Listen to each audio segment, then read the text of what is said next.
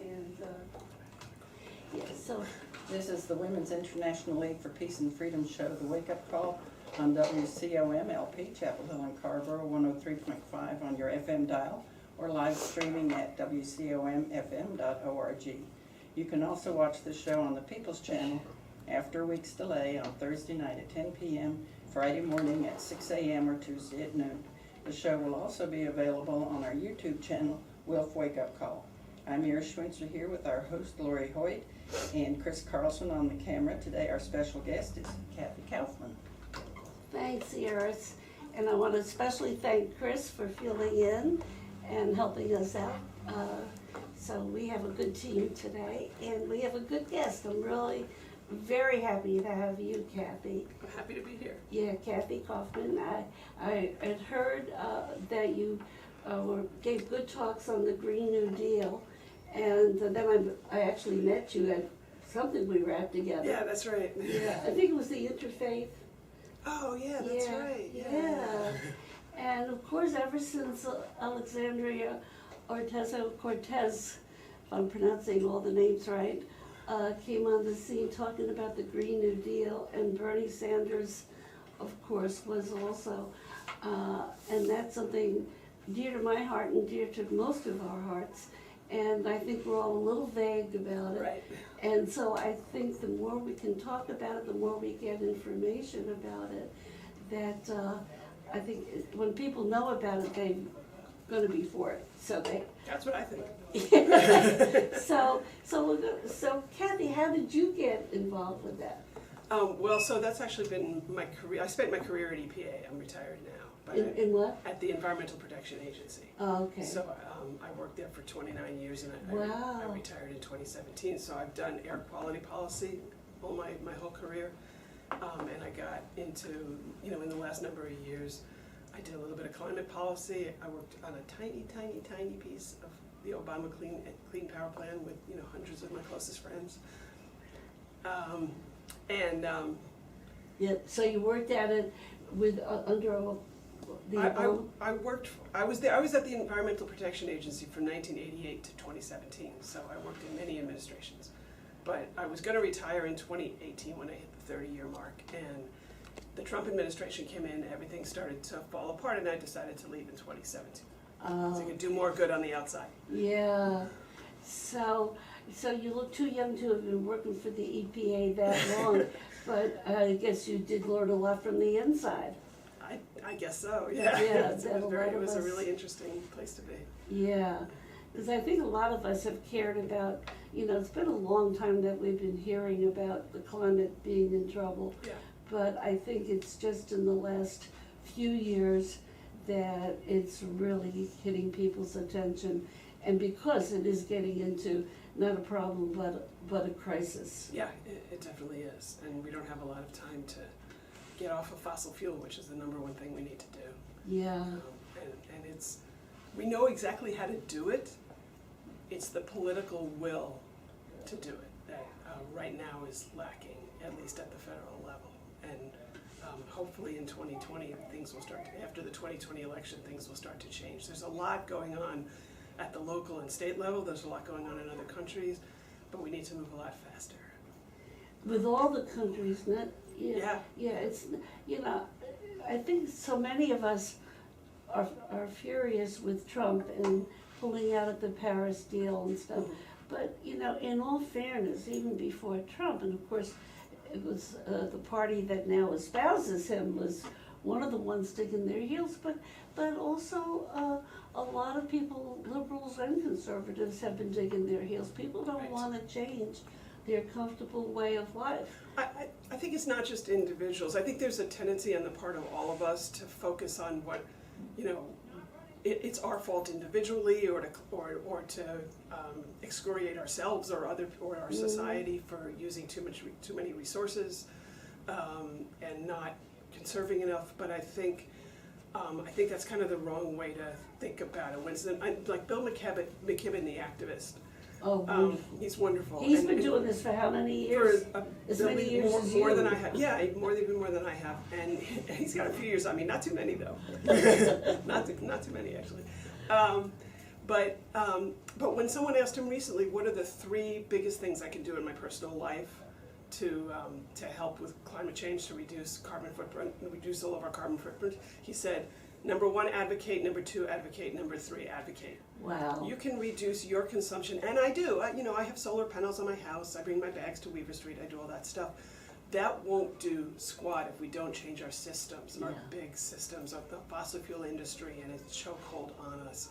Those are the things that we need to change pretty dramatically. And if they don't, our individual actions are not going to be enough. So I don't think people should feel guilty if they drive a car and actually live in the modern world, because we have to live in the modern world.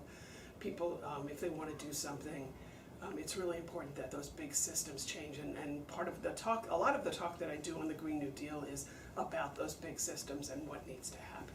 Yeah, and as we get into that, I'll just make one point. On the other side of feeling guilty, too many of us can pat ourselves on the back and feel, well, I'm doing something. Sure. And all my friends are carrying our little bags, or we're, Which matters. and I'm doing composting Sure. now for the last couple of years, and lose sight of the fact, not really lose sight, but somehow get lulled into, well, there's these changes in society, but these changes, you're right, with all of the shopping bags that are recyclable, with all the composting even that we do, although I feel that's really important. It is. It's, if we don't change the basic systems of transportation Right. and all of energy that Right. are in place, when you just look at a picture of these factories belching smoke, Right. so anyhow, so that's not to lull ourselves and realize we've got to, and I love what he said, advocate. Yeah. So tell us how you see it, what Okay. you've learned. Okay, and I'll talk in general about the United States and where our emissions come from Yeah. and what are some of the solutions. And a Yes. little bit about the Green New Deal itself. Yes. And I can, if we have time at the end, I can also say some things about North Carolina. Or I'll throw them Terrific. in as Or if we don't as get we to go. it, you'll just have to come back for part 2. No, maybe you will anyhow. I'm always happy to talk. Okay. Okay. So one of the things, and I'm altering, my presentation, I have these nice pretty pictures. I'm not going to obviously Yeah, throw up these nice pretty pictures. no, that helps, yeah. It does help. I usually throw up a pie chart, and I actually got the pie chart off of the EPA Kids page because it had better colors, and it's a pie chart of where our emissions of greenhouse gases come from in the United States. And by greenhouse gases, I mean largely carbon dioxide and methane. Those are the 2 biggest climate forcers. And I'm glad we're now talking more about methane. Yes, methane is very important, and I will say a few things about Duke Energy, and I will say a few things about how Please, in North Carolina please we do. are not. And I will absolutely do that. But let me pull up so I can see it at least and get the numbers right. Although the exact numbers don't You know really what I was matter. just thinking when you said that? We're gonna have you come back at some point, and we'll really be paying attention to when we're on TV. Mhm. And we'll have you bring a lot of pictures and still talk about the pictures, that'll be good for radio. But we'll also keep in mind that we are on TV, but that'll be another time. Okay, so I'll tell you where the emissions come from, and then I'm going to tell you what's in the resolution, the Green New Deal resolution that's in Okay. Congress. Okay, Okay, so the emissions in the United States, when I say emissions, I tend to use, I was at EPA long enough, I was a bureaucrat that I use these words that really, it's really pollution I should be talking about. I should be talking about greenhouse gases, yeah. greenhouse pollution, right? So in the United States, and this is from 2014, but it hasn't changed that much, the 2 biggest hitters by far are the electricity system and the transportation system. So for greenhouse gases, about 30% of our emissions of greenhouse gases come from electricity production, and about 30% come from transportation. So electricity production being big power plants that burn coal and natural gas, and fracking of natural gas, extraction of coal mining, fracking of natural gas, and the transport of gas in pipelines, which in North Carolina is very important because there are big issues right now with some pipelines that are controversial and in the works oh that we need gosh, to stop. crisscrossing our state. That's right.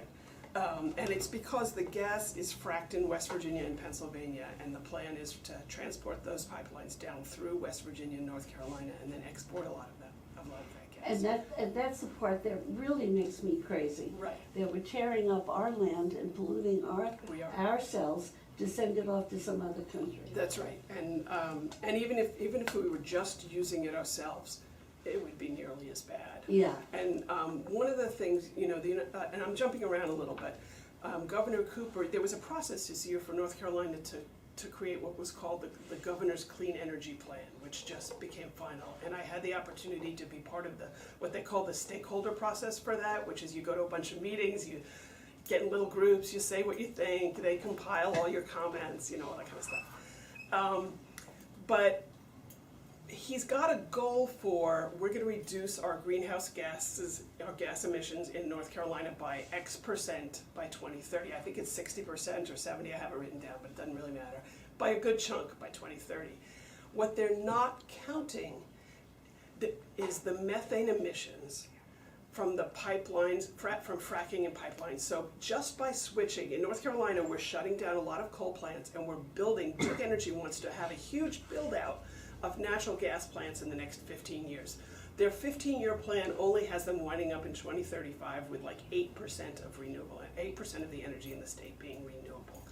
They want to build an enormous number of natural gas plants, and they say, hey, it's clean. Look how much we're reducing our emissions because we're shutting down coal and we're building gas. Yes, that's true if you only count the pollution coming out of the power plant. It is absolutely true that a coal plant that generates electricity is dirtier than a natural gas plant that generates electricity. The natural gas plant still pollutes, but not as much as the coal. So he's right that less carbon dioxide is coming out of the plants. But of course what he's not counting, because most of it is not in North Carolina, is the methane emissions from the fracking and the pipeline distribution. And if you count all of those emissions, which are leaks all along, there's leaks, and people argue about the leak rates, they get down in the weeds, it doesn't really matter. Over a certain percentage, which is a low single-digit number, if you have a leak rate over, I think it's like 4%, I'm not sure, which we often do, which often does happen, gas is worse than coal. And we're not counting that. So we can say we're getting cleaner in North Carolina. That's the first I heard that it's actually worse than coal. It can be worse than coal depending on the leak rate and overall. And depending on who's counting it. But it can easily be worse than coal and often is. But we're not counting it. We're saying North Carolina is going to be much cleaner. But the overall system is not going to be cleaner. The overall system is going to be as dirty or dirtier, and we're not going to help the climate, which is what we really need to do. Because we're not counting the methane that's being leaked in Pennsylvania, West Virginia, and Virginia. And we're not even counting the leaks in North Carolina, but all along the system, we are creating the demand for that gas, and we're not counting it. But I'm not even talking about the Green New Deal right now. I sort of swerved off onto North Carolina, but I'll come back now. Okay. So I'm going to talk about the resolution, the Green New Deal resolution, because where it is in Congress right now, Representative Ocasio-Cortez and Senator Ed Markey from Massachusetts introduced it together. He introduced it in the Senate, and she introduced it in the House. It has not come up for a vote. Nothing has happened. It's just a resolution. But it sets a marker for what you need to do, and in fact, it has influenced, I think, some of the climate plans of the Democratic candidates. And in my talk, I talk a little bit about the most comprehensive climate plans out there, and the two most comprehensive ones, unsurprisingly, are Warren's and Sanders. And Warren's because she adopted Jay Inslee's when he dropped out. She adopted what? She adopted the climate plan that Governor Jay Inslee of Washington had. He was the climate candidate. Oh, yes. He had a comprehensive climate plan. When he dropped out, she adopted his plan. Okay. So it's a really, really good set of stuff. But anyway, those plans really draw from the ideas in the Green New Deal. But what the Green New Deal does is it has first and foremost overarching goals. And it says, I'm going to read you, there's 5 goals, and I'm going to read them to you. Please. One is net zero greenhouse gas emissions through a fair and just transition for all communities and workers. So I can explain what net zero means. I'll do that in a minute. Doesn't matter for now. Net zero greenhouse gas emissions. Number 2, create millions of high-wage jobs and ensure prosperity and economic security for all. I love that, Yeah. because they always try to bring that up, that we need all this for jobs, and they bring up the coal miners who are Right. already losing jobs and have been and will continue. Well, yeah, and what I tell people is there's two main points about the Green New Deal. Number one, it's stimulus. Remember the stimulus in 2009? The Green New Deal, the old New Deal in the 1930s was a big spending program, a huge stimulus that put people back to work and created infrastructure that we still enjoy. It built the Appalachian Trail, right? It built all this stuff all over the country. That was the government spending money to put people back to work. We could put people back to work, weatherizing homes for low-income people, for example, all over the country, reducing people's utility bills, making their lives healthier. So, for example, so anyway, that's the second principle. Yeah, and that's the part Second where goal. people don't realize the New Deal is going back to that jobs creation Yeah, absolutely. during the Depression, which Absolutely. saved so many lives. It did. So that second principle is create millions of high-wage jobs. Third, principle number 3, invest in infrastructure and industry to sustainably meet the challenges of the 21st century. So it's investment in infrastructure and investment in clean industry, as opposed to what we're doing now, right? And I'll add that to the extent that we don't invest in those cleaner industries, they are being invested in abroad. There's a reason we import our solar panels from China and don't make them here. Yes. So they invested, we didn't, so there's that. Okay, so that's 3 principles. Principle 4, or goal number 4 of the Green New Deal, clean air and water, climate and community resiliency, healthy food, access to nature, and a sustainable environment for all. And this gets back to, when I give my presentation, I have a cartoon on the front, and it's my favorite cartoon. It has people at a presentation, and it lists things like clean air, clean water, health, jobs for everybody, on and on. And this one person turns to another in the audience and says, "What if it's all a hoax and we've created a better world for nothing?"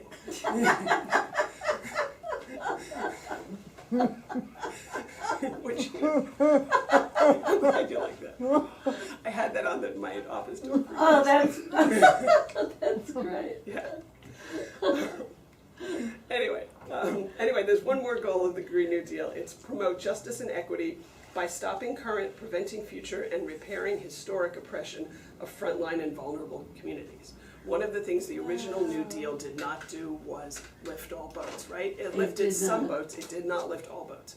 And the Green New Deal, the goal is very definitely to lift all boats and not leave anybody out, regardless of who they are. So that's a strong And I think that would be so important to get into Black communities and others, to all kinds of communities. to realize that if Biden so far is coasting on charm and some pleasant memories and forgetting a lot of other things that he did, if people realize that this is such an opportunity. It is an opportunity, and if we don't take it, well, one, if we don't take it, we're screwed, but also we will fall behind other countries as well, Yeah. which is an argument that gets made.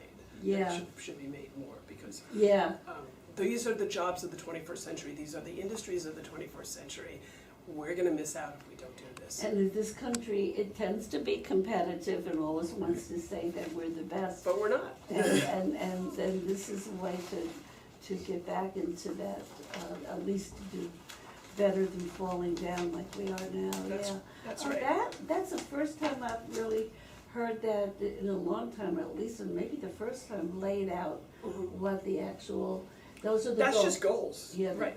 yeah. And then after that, there's a list of projects. There's 2 sets of kinds of projects. There's the environmental stuff, and I actually will read out some of that.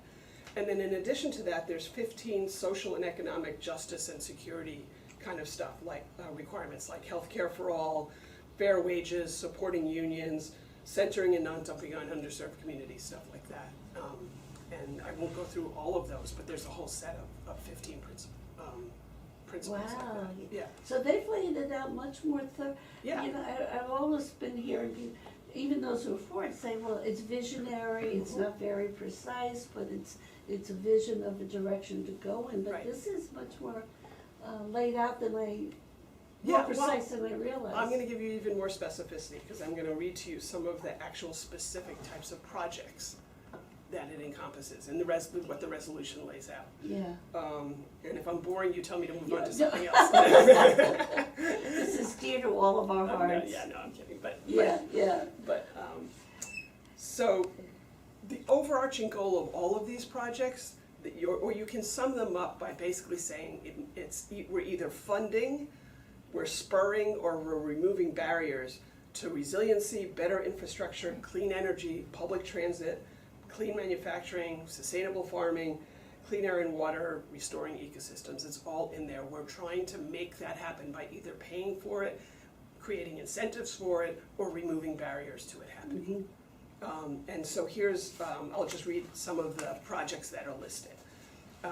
Build resiliency against climate change disaster. You know, like Eastern North Carolina could use some systems better systems to prevent the flooding that's happening, for example. Repair and upgrade U.S. infrastructure. That should be a no-brainer. We've been trying to get infrastructure bills forever. We need green infrastructure. We need it to be green, and we need to fix our infrastructure so that we're more resilient to the storms that inevitably come. I haven't really talked about the problem and how much worse the storms are. I usually start out with the problem and then talk about solutions, but I'm jumping right into the solutions here. Then another one is build or upgrade to energy efficient, distributed, and smart power grids. In other words, instead of, take care. In other words, right now we have big power plants mostly. And distributed power, if you ever hear people talking about that, is like solar energy. Imagine solar energy and even wind energy dotting the landscape. And when you have that, you need to upgrade the grid itself, the transmission lines. You need to have the kind of transmission that will take the energy from all of those smaller distributed And sources. I've heard that could be a role for these big power companies. Yes. You know, that people say, well, then it'd just be all this little, and that's the role for them to kind of manage this Exactly. distribution. That's exactly correct. Yeah. That is the role for them. And then another one is upgrade all existing buildings in the U.S. and build new buildings for maximum energy efficiency. In other words, when there's some, if you've ever heard of LEED, for example, which is the standard of energy efficiency, they have different levels of it. We need to use better insulation materials. There's a whole set of things that make buildings leak less energy, and it not only allows us to use less energy, so to burn less fossil fuel or what have you, but also people save on their energy bills. Businesses save on their energy bills, right? So I'll get to talking a little bit more about energy efficiency later, but it's really important. It's a huge opportunity, and it's all jobs. It's all construction and jobs in buildings, putting in insulation, upgrading stuff. And even how you site the building, even with the overhangs. I was part of Arcadia, the co-housing thing when it was built, and I learned so much. Just to site where your big windows face the south and the small windows facing the north. Yeah. That you put the large overhang so that at the angle of the sun you get it in the winter and don't get it. This is how buildings all over the South were built before air conditioning, right? That's why there's a reason you have those big front porches. Yes. Right? Yes. And that space in between the dog trot where the air could go right through the whole house. That's right. From front to back. That's right. And they put the kitchens in the yard. Right. That too. We don't have to go that far. We don't have to go that far. But yeah, so anyway, so upgrading buildings, and I'll talk more about that when I get more specific. Spurring more growth in clean manufacturing. Working with farmers and ranchers to eliminate pollution and greenhouse gas emissions. There's a lot you can do on farms and ranches to have less coming out to better soil management is really what it comes down to have less carbon coming out of being emitted from your farms. And since we're losing, I forget how many inches of topsoil each year, there's a lot. Yeah, better management practices would help a lot of things. Yeah.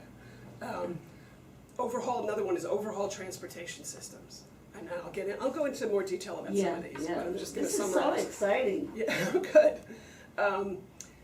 Mitigate and manage the long-term effects of pollution, so do better with reducing pollution. Restoring fragile ecosystems. So we have, for example, if you're more resilient against hurricanes if you have more swampland and you don't build up to the edge of the coast, right, in Louisiana or North Carolina or the Outer Banks or wherever. Can we take a break right now. We have to do a station break, Okay. according to the FCC. Catch your breath, and we'll be right back. This is Wolf's Wake Up Call on WCOM LP, Chapel Hill and Carver, 103.5 FM. You can stream us live at WCOMFM.org. This is when we also do a few announcements. If either one of you has an announcement, speak up. There's one announcement I'm thinking of, and it's today at 6:30 at the Chapel Hill Library. I think it's the League of Women Voters is having, it's the last get to meet your candidates for the different municipalities and the school board. So if anybody hasn't met them yet or would like to get to know them better and what they stand for, go at 6:30 to the Chapel Hill Library. Anything else? I think that's Well, also at the Chapel Hill Library tonight at 6:30 is the biological diversity Ignite Change. Yeah, I think they've changed the name now, but it's dealing with the coal plant. Great. So at UNC, we still have the only public university or the only one in this state Yeah. that is still using coal. Although it promised to stop it by 2020, they decided to renege on that promise.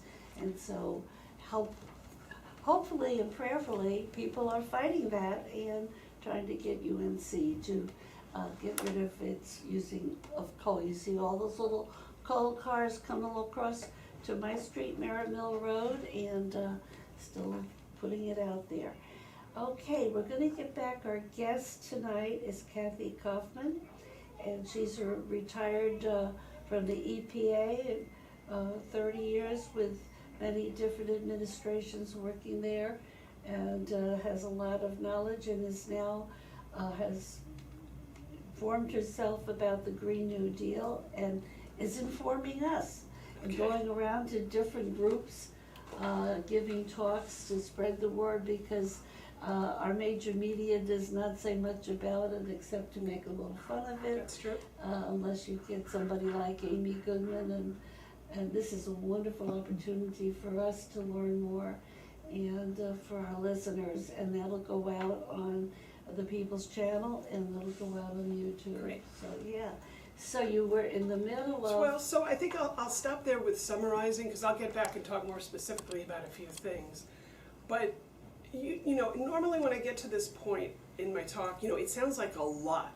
And we've been conditioned by the last 30 or 40 years of U.S. government to think that the U.S. can't do big things, that we can't seem to pass big stuff. And one of the knocks on the Green New Deal is that people say it's pie in the sky, and they kind of laugh at it. You know, that's never going to happen. We don't do that kind of stuff. And that's the point in the presentation where I show people a slide of what was in the original New Deal, right? So in the original New Deal, all of which took place in essentially a 5-year period, right? Like 1933 to about, 39, I guess, 33 to 38, I guess, most of the stuff. In the first 100 days of the Roosevelt administration, they passed 12 pieces of major legislation. So imagine passing health care and then 11 other big pieces of legislation in a 3.5-month period. That's what they did. And they didn't stop there, right? They passed they had 75 executive orders between 1933 and 1936, and a whole bunch more legislation between 1933 and about 38. They tried some things didn't work well. They fixed them. I think they put out Social Security, and I think Social Security was amended a half a dozen times. But they eventually got it right? So they kept putting out legislation and putting out programs and putting people to work, and major programs that we still know the names of today were all done in that era, in those few years. We've done this before. Yeah. People don't really remember that we've done this they do, but they don't. Yeah. Think about it, but we have done this before. We can do this again if we have the will to do it. I think a lot of people don't even, a lot of younger people That's history they know very little about. That may be. There was a great documentary I saw not that many years ago about the CCC, the Civilian Conservation Corps. They had that up and running. There was so many of these young people, hungry, out of work. It was Right. fuel for which they were afraid of, revolution. Yeah. And they got, and you know what, they things were so desperate then, they got a good pair of boots, they got a change of work clothes, and Yep. they got $5 a week, of which they were encouraged to send part home, and that meant a lot then.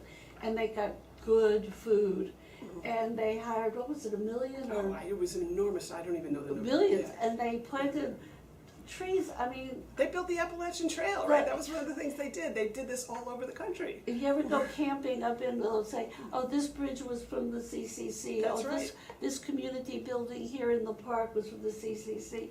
I mean, it's just amazing. It is. And a lot of it was well done Yeah. and still holding up today. And then they had, for the artists, they had the murals in the post office. That's right. And public buildings. They put, it was amazing. Yeah. But it was not so amazing that we couldn't do it again. And in the Second World War, we also had a major We mobilization. mobilized. Overnight. None of those factories could make cars. They Right. didn't make any cars. They were churning out planes, 2 big ships a week, I think. Yeah, this country is excellent with the political will Yeah. to That's, really do it. that's absolutely true. Yeah. And like you're saying, I mean, we can do this. We have to do this. We can. We can do it. this, right? My little Rosie the Riveter at the end of my Yes, we can. Yes, we can. That's right. So yeah, I mean, that's what this is. So now I'll just talk a little bit about how you get there, right? Yeah. How do you change the electricity system? How do you change? What are the policies? Yes. I'm not going to go, super deep, but I'm going to say, I'm going to talk about some general policies that you would pass, many of which are in some of the candidates' plans, for example. So, and I'll start with electricity.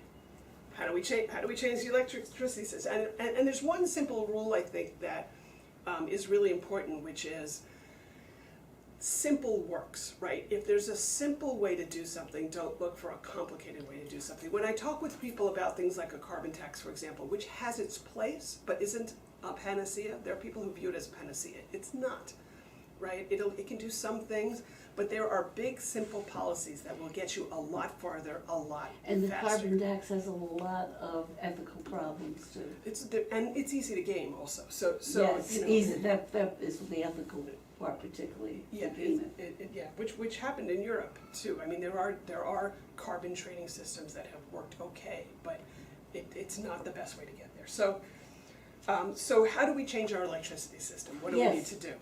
So Since we're using a lot of it right now. right. So let's take a page from the book of 30 different states around the country, including North Carolina, right? So there are 30 different states, or it's like 29 plus DC or something like that, that have what's called a clean energy standard or a renewable portfolio standard. There's different names for it, but basically, and not all of them are tight enough. Ours is not tight enough, but we can make a national one that's tight enough. And what that does, a clean energy standard basically says, you utilities, you have to get X% of your of the electricity that you produce. X% has to come from clean energy by this year, right? And so North Carolina passed one of these in 2006 or 2007, I can't remember. And it said you have to get 12% of your electricity from renewable sources by 2021. Because there are loopholes in there, Duke is going to meet it, but not really meet it, because only 4% of our energy is renewable. But we allow them to trade renewable credits and do these kind of funny business kind of games. And I'm not going to try to explain that. But we could set a tight national clean energy standard that says utilities all over the country, you have to get, most or all of your electricity from renewable energy by 2030, 2035, whatever year you can. And in fact, there are states all over the country that are doing this. Not 100%, but New York, California, Maryland, there are states, I have this picture of, renewable standards all over the country in different states. There are states that are doing tighter ones than we are and making their utilities, because utilities are answerable to the people, right? Even in North Carolina, Duke can't do anything that's not approved by the Utility Management Commission. So why can't the Utility Management Commission say, Duke, you've got to get most of your energy from renewable energy by 2030. They could do that. And in fact, with the price having come down as much as it has, and storage now in the picture, that's even cost effective, they can do it without losing money. But their business model has to change. And we can make their business model change. Other states do it, we can do it too. But a national, I'm kind of going all over the place, but a national clean energy, clean electricity standard would be a really simple requirement that they would have to meet. So that's like number one. That's like the first thing that you do. And in fact, both, I'm using Sanders and Warren as examples because they both have pretty good plans. Both of their plans have a pretty tight standard that gets you. That have what? Both of their plans have a pretty tight clean electricity standard that says utilities have to get clean energy by 2030 or 2035. Biden's goes out to 2045, and I don't even, I'm not going to go there. But Well, even if you want to believe the UN, which we have to. we Yes. have to, and Yes. the world does, We do. if we don't make huge changes, and it says 12 years, some people think, oh, in 12 years we'll start doing No. stuff. No, 12 years is when, if we don't keep doing stuff right now, in We're not 12 going to years get we're there in in 12 deep years. trouble. Right. And so that's a fairly simple thing that we can do that has been done in other states, and they're tightening theirs, like New York State is tightening its. We can do it nationally. Because some states are saying we can't wait on the federal government. They are, a bunch of states are saying. A bunch of states, yeah. That's right. And so that's a, for example, a very simple thing. Other simple things we can do. No new fossil fuel infrastructure on public lands. That's an executive order on day one, right? Stop drilling for oil and stop fracking on public land, whether it's in West Virginia or Pennsylvania or Wyoming where they do strip mining for coal. Stop that, right? The Trump administration is going in the other direction, but we can stop that. Yes, and hopefully soon. Yes, because right now, what happens is, especially out west, they pay, the companies that do the strip mining pay rock bottom rents for that land. I mean, ridiculous prices to lease that land to drill for oil and gas. Why do we let them do that? The federal treasury even suffers, even economically, forget environmentally. Why do we do that? These are incredibly wealthy industries, but anyway. And when did that start? That it's been going giveaway. on for a while. It's the public land belongs to all of us. Right. But anyhow, that's another program. It's another thing you can do. No more natural gas pipelines. No brainer kind of take the federal energy FERC, which Federal Energy Regulatory Commission, and make it a federal renewable energy commission. This is what Bernie wants to do, right? Have them change their focus. That was Stop. Good for Bernie. But it's not an unreasonable thing to say. I honestly, I think Warren's got it in there too, but yeah. The one big difference between Bernie's plan and Warren's plan, which was Inslee's plan, is that Warren would require utilities to do a lot of things. Bernie also has the federal government building a lot of renewable energy infrastructure ourselves, which is why his plan has one reason his plan has a much bigger price tag. And there is precedent for that. There's TVA, right? And TVA was a Depression era program to bring electricity to rural areas where it was not where no company was going to be able to make money doing it. So the federal government did it. And so his plan is like, let's get the federal government to do some more of this. Yeah. So there's merit to that. A lot of merit to that. So anyway, all of that would be sort of under a green, whether you call it a Green New Deal or you call it a climate plan. That's the kind of stuff under it, right? Yeah. That would happen. One other big thing is offshore wind. I don't know if you've ever, I have not done this, but if you have ever flown over the North Sea, it's just a sea, as it were, of wind turbines. They're everywhere. Oh, really? Yeah, Europe is way ahead of us on this. Offshore wind has the potential, so So the North Sea, where's the North Sea? North Sea north of Europe. Oh, north of Europe. Okay, I was thinking Alaska. Okay, that's the Alaskan Sea or the Bering Strait. Yeah, no, not up there. It's a lot harder. The North? And so offshore wind can produce an enormous amount of energy. So National Renewable Energy Lab did the study, and they did a study and they said they looked at the what they call wind resources, like what we could build, Yeah. because we have a big continental shelf off the East Coast, so it's pretty easy to build turbines. They looked at if you used all of the wind resources that we could take advantage of on the East Coast and in the Gulf, we could power the country 2 times over. I am not kidding. The National Renewable Energy Lab said this. They did a study that said, we have enough offshore wind resources to power the entire country 2 times over. Wow. Well, when you said that, I'm just remembering in the early 90s, my sister and I went to visit, after my mother died, went to visit her relatives in Canada. And we drove along the Cabot Trail in Nova Scotia. And I was shocked to see, and this is early 90s, big wind turbines sure, yeah. out in the water there. And they were so, and I said, wow, Yep. it was so unusual.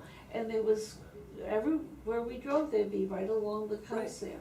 So, so you're right, other countries have been doing a lot. They've been doing a lot of that. We have this, 7-mile wide, or however many mile, I'm not even sure how many mile wide continental shelf on the East Coast. It's pretty easy to do. All you need is the initial capital. It will pay itself back, but you need the initial capital. And who can provide that capital, right? Mostly governments, right? Yeah. This is something we should be doing, Yeah. right? And I don't think people realize how in a way easy if you have It's not hard, and it's a lot of jobs that the along the coast. technology's there. Technology's there. It's not like going to Mars. This is not pie in the sky. This Yeah. is technology that actually exists now. Right now. Would employ a lot of people. And in fact, the governor's energy plan, and in fact, there are private companies that lease land off the coast and would build it. It doesn't have to be the federal government. The federal government could be leasing the land, and a private company could come in, which is what's starting to happen off the East Coast in a few places. We could do this a lot more, and even Governor Cooper's energy plan talks about how do we get there and get this off of North Carolina. North Carolina is depending on how you count it, North Carolina is either, our offshore wind resources are either second or fifth, I think, on the East Coast. I can't remember, depending on who's counting it and exactly how they're doing that counting. But we have pretty good offshore wind, we could do this. And do we have any off our coast? No, not right now. There's. We don't have any. We don't have any. I know at one point they were raising that it might interfere with the military, then the military said. That was one person in the legislature, and that was complete BS, and even the military said that was And the military BS. said, no, it's not a problem. Right, exactly. Because they wanted to do it, I think he was talking about Pamlico Sound, putting up wind turbines, Yeah. and he didn't want to do it in eastern North Carolina, where, you could actually do it, and the farmers can farm around the wind turbines, which is what happens if you drive through Indiana or Illinois. There's wind turbines everywhere in the middle of farms. You can farm all around them. And those leases bring a lot of money to the farmers. It helped the farmer Yes, out, yeah. it does. So these are all, no-brainers, as they say, right? Yeah. And we could do that. We should have training programs, right? The federal government should fund training programs too for solar and wind technicians. In 2016, I think, was the last year that we have government data, I think. And last year I had, when I was doing this, that was the last year, there was data. The 2 fastest growing job categories in the country were solar and wind technicians. Yeah. Well, that's it in terms of jobs. I remember hearing some years ago the sort of the third way, and he was saying that rather than such centralized power, that if we started with every new building that it had to be solar, and be insulated and all of that, energy efficient, but there'd be so many jobs because all the houses you could offer where it's just part of your electricity bill to get solar. A lot of people would love to do it, they can't afford it. That's right. Even though it's come down, and then all the people, they say those could be well-paid, trained jobs That's to be right. putting up, and then monitoring all of this solar, and with the goal of getting everybody solar or. Right. We can do this. And, and I just thought, how much, these would be such good jobs that would be, people could count on. It Right. would not just be, sort of the will of the economy at this point, Right. at that point, this is, It would be ongoing. or who's giving competition with what factory, this would be an ongoing, as part of being in this civilized world. That's and right. That we can still breathe the air. Right, and, Yeah. and I'm gonna move on, I'm gonna move on to transportation now, because Yes. I wanna talk about that too, just to Okay, do time. we have time. We go to about 5:00, so we got Okay, so, good time. so the second biggest category, or it might be even the first biggest category of fossil fuel emissions is transportation. Planes are terrible, but planes, cars, buses, trucks, there's all kinds of, there's a greenhouse gas coming out of your fuel. When you're burning fossil fuel, you're emitting carbon, right, and carbon dioxide, methane, carbon dioxide, of course. Here's the mantra on transportation, or my mantra, right? 3 things: fund public transit, fund public transit, fund public transit. Oh, I can right? remember that. Right, I mean, that's your first. There's other things too, but every city in the country of a reasonable size should have a functional, what they call multimodal transit system, right? Light rail or bus rapid transit, buses, electric buses, basically buses and trains. And then, and then in smaller places, other kind of transportation, like Orange County has Orange County, where they come pick you up and they'll take you places. But we need to fund public transit. There's a reason that the Durham Orange Light, there's many reasons, obviously, that the Durham Orange Light Rail plan failed. But I think the main, besides Duke University in the end killing it, and I think the main problem is, in countries that fund public transit, you can't really get there without federal funding, right? It costs enough that you need to get a big chunk of the funding from the federal government, and when you don't, which in Europe they get and in Asia, the federal government funds it. In this country where we don't get enough federal funding, we end up fighting about the scraps among ourselves, which is what happened with the Durham Orange Light Rail, right? We had a good project that was one of the highest rated projects by the Department of Transportation, the Federal Department of Transportation, and we couldn't get it done because we were fighting about the scraps. And then the federal government, instead of giving the, 25% went Right. down to 15. Yeah, the The state state, did too. they yeah. started backing off, Yeah. and so all the things that were Right. promised that made sense, but Right. you put the pieces in place, but you start pulling out this piece and pulling Right. out that piece. Right. Yeah. Right, and if we had better public transportation as well as sustainable development, building more walkable development, a lot of the fights in Chapel Hill are about this, right?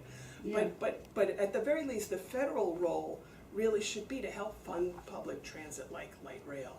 And also, did you know that in 2009, when we had a stimulus, the stimulus that the Obama administration came up with, they had a plan for high-speed rail all over the country. There was a map and everything of where the high-speed rail would go all over the country.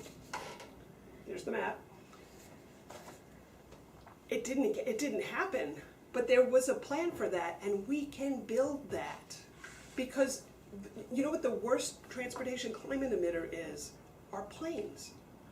And it's really, really hard to get, it's really hard that, it's really hard to get off of fossil fuels with airplanes. But one of the things you can do is get rid of a lot of those regional trips. And how do you get rid of a lot of those regional trips? You build high-speed rail, and you have a high-speed rail system in your country so that we could get in the train here and in 2 hours be in DC, or in 3 hours be in Atlanta. And we don't have to drive, and we don't have to take the bus, and we don't have to fly. Why do we not have it? Why is that all over Asia? Why is that all over Europe? Why do we not have that? The federal government should fund that. We should start building it. We need to do this. And it's the way to stop a good chunk of the airplane emissions in this country for all those short hops, because it would be a much more pleasant way to get around. Yeah, planes have gotten so uncomfortable. Yeah, and high-speed rail gets places fast. Right? I didn't know they had I knew they had some, but they had a plan. They never did any of it. No, but I didn't know that they had so much in Europe and in Asia. Europe and Asia they do. Yeah, they've got I knew there was a little, but I didn't know that it was. There's a lot. Oh, Yeah. wow. So we are more behind. China's got a massive high-speed rail program going. I mean, they built a bunch. They're building more.